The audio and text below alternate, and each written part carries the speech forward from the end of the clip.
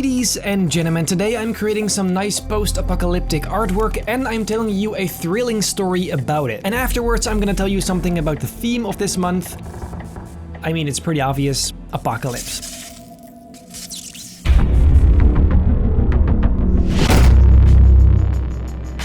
Today isn't just some regular speed art of me creating some post-apocalyptic artwork. I teamed up with Zombie Inspiration to bring this artwork to life and he wrote a chilling story about it. If you like these type of stories, make sure to follow him on Instagram, and then now let's just get straight into it.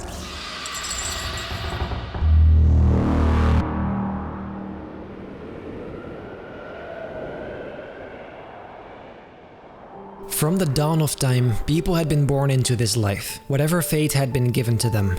The others were born and raised beside them, and we never even knew.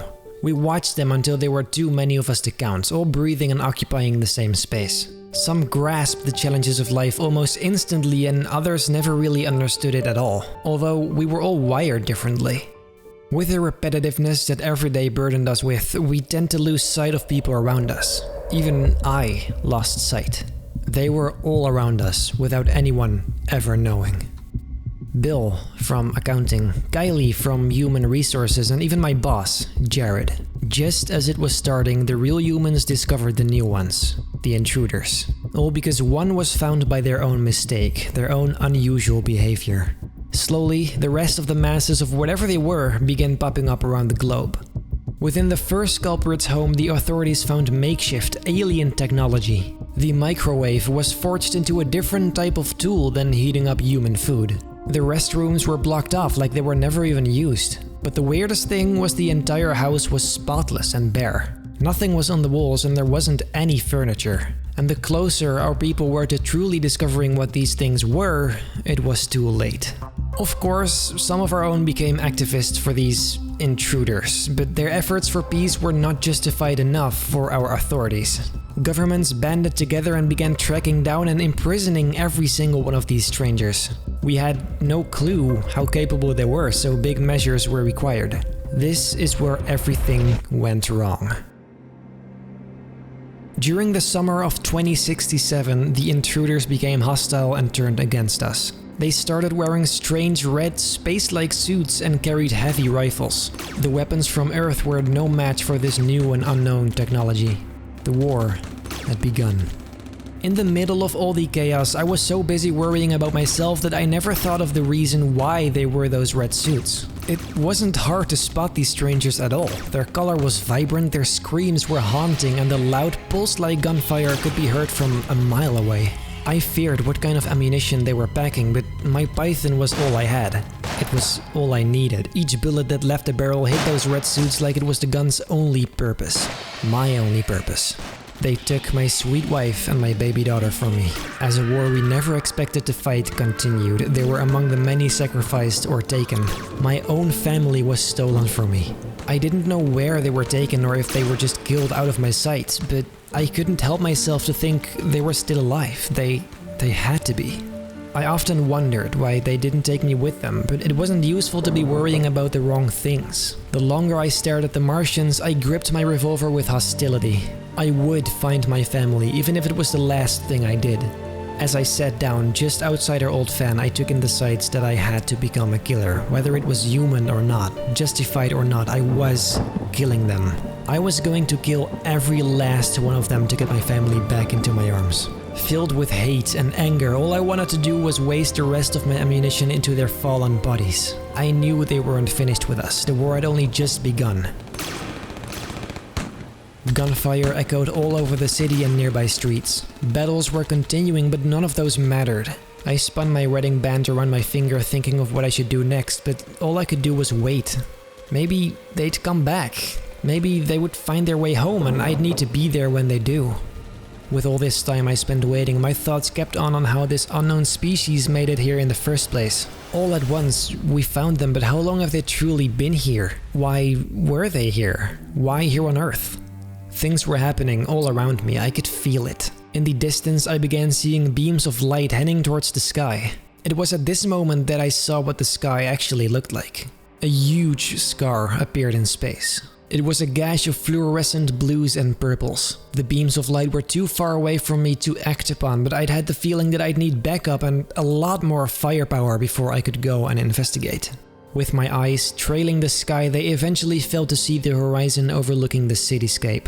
With a strange haze looming through the city, it was difficult to tell whether it was from all the fighting or if it was from a different source. Was it supplied by the enemy? The source was unknown, but the intruders' helmets and suits must have been protecting them from this gas. But it was too late to get a warning out of how this airborne substance could affect us. My people kept fighting no matter the cost. If they were to drown, suffocate, become littered by bullets or infected by the unknown toxins, the human race kept fighting. Heat seeped through my blood, reminding me of the horrors I had faced. The memories of my family and everything bad that had happened since the start of this nightmare had finally made me realize something. This was our home. It would seem that we had the advantage. From the structure of the skyscrapers to how we forged our metals into making those buildings. This was not a fight we could back down from. Chugging back an ice-cold Coca-Cola and eating my last fresh pizza that could possibly be my last, this was our way to stand our ground. This won't be the end of the war we never asked for.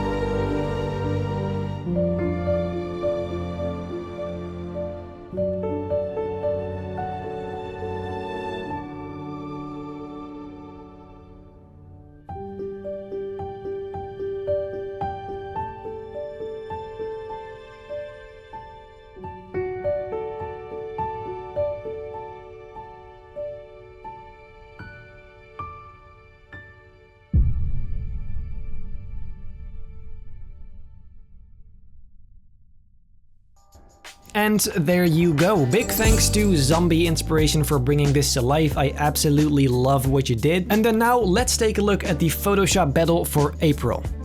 This time I took these 3 photos for you guys to edit. All you have to do is pick one and create an awesome edit with it, of course with the apocalypse theme. You can go for the obvious, that being zombies, but apocalypse is way more than just that. You can do stuff like aliens, natural disasters, nuclear destruction. There's endless possibilities. Put me into the action or have me discover the aftermath of it all, that's completely up to you. If you're done, you can post it on my subreddit r/BennyProductions and have a chance of seeing your edit in the monthly reaction video.